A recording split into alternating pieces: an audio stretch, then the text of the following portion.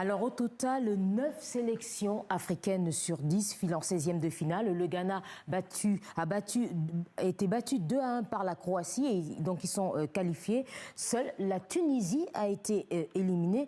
Alors Dissel, est-ce qu'on peut dire que pour les Africains, c'est un début de mondial réussi? Oui, Lise-Laure, c'est pratiquement mission accomplie de voir 9 équipes sur 10 qualifiées pour ces tours à élimination directe. Donc c'est bien, ça montre que le football africain est en progression. D'ailleurs, la précédente édition, on a vu le Maroc arriver en demi-finale. Donc là, avec ces 9 équipes, la probabilité qu'on ait une équipe qui puisse aussi arriver au dernier carré, elle est élevée, donc c'est très bien. Alors Patrick, est-ce qu'il faut vraiment s'enflammer parce qu'il y a quand même 5 équipes qui sont classées deuxième? Entre les 4 équipes qui sont parmi les meilleures troisièmes, aucune équipe africaine n'a terminé première de son groupe. Est-ce qu'il ne faut pas avoir une joie un peu modérée? Non, moi je ne boude pas mon plaisir. Si on prend le nombre de points total, c'est 42 points. Ça fait plus de 4 points de moyenne par équipe, donc c'est vraiment un très bon total. La dernière fois, en 2022 au Qatar, toutes les équipes avaient gagné un match au moins. C'était déjà plutôt un bon résultat, même si elles ne s'étaient pas toutes qualifiées. Là, elles se sont presque toutes qualifiées. Et je trouve que ça montre une densité de talent, une émulation. Au contraire, si on compare à l'Asie, par exemple, 2 qualifiés sur 9, c'est très peu pour la zone Asie.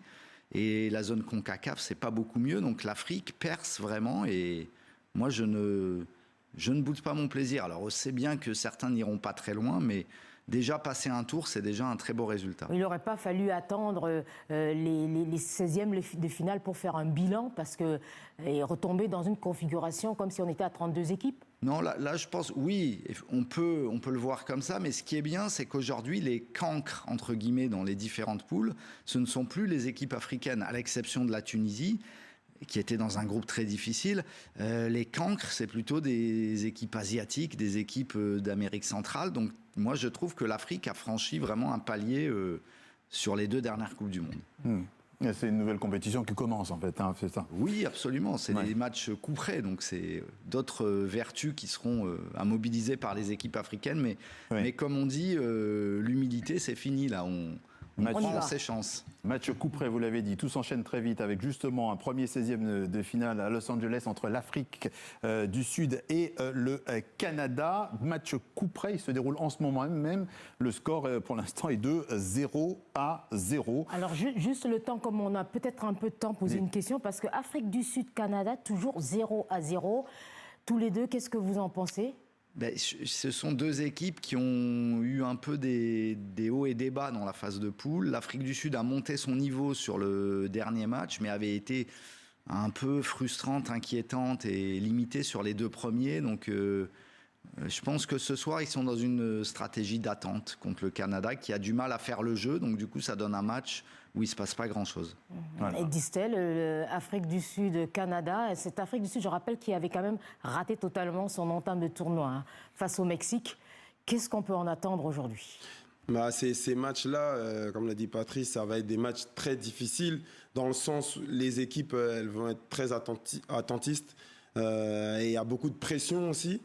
Et on sait que on peut aller jusqu'au penalty, donc c'est vraiment de la stratégie. Et on ne va pas s'attendre à des gros scores. Oui, d'autant que Ronwen Williams, le gardien de but sud-africain, c'est un des grands spécialistes africains et même mondiaux des tirs au but. Donc ça peut aussi être un destin voulu par cette équipe, d'arriver au tir au but. L'Afrique du Sud a quand même aussi bien manœuvré, même si ça a mal commencé. Finalement, peut-être qu'elle monte aussi en gamme et en puissance. Cette équipe a su gagner le match qu'il fallait, un match décisif qui était presque un premier 16e de finale pour elle, en 3e journée. Donc maintenant, c'est du bonus. Parce que le niveau aujourd'hui, c'est plus tout à fait aussi fort que lorsqu'ils étaient médaille de bronze de la CAN en Côte d'Ivoire il y a un peu plus de 2 ans. Là, ils étaient, je trouve, un peu plus rayonnants collectivement. Alors, un mot sur quand même le prochain match de la RDC, ce sera face à l'Angleterre. Distel, la marche n'est pas trop haute pour les Léopards? Oui, bien sûr. Sur le papier, c'est vrai que les Anglais sont favoris. Maintenant, c'est un match à élimination directe. Et il faut rappeler que pour se qualifier dans cette Coupe du Monde, on a éliminé le Cameroun et aussi le Nigeria dans ces matchs. Donc on a l'habitude de ces matchs à pression, de ces matchs à élimination directe. Et ce qui est intéressant, c'est que le coach aussi il a une profondeur de banc dans son groupe. On a vu hier un Fiston Mayele qui a pu rentrer et faire la différence. Donc c'est très bien pour l'équipe. Aussi un Meshak Elia qui est impliqué sur ce but. Donc c'est bien.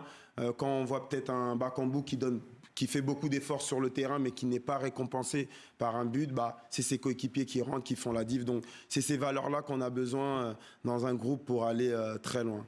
Distel Zola qui effectivement reste optimiste et il a raison. Merci à vous, merci Patrick Julien.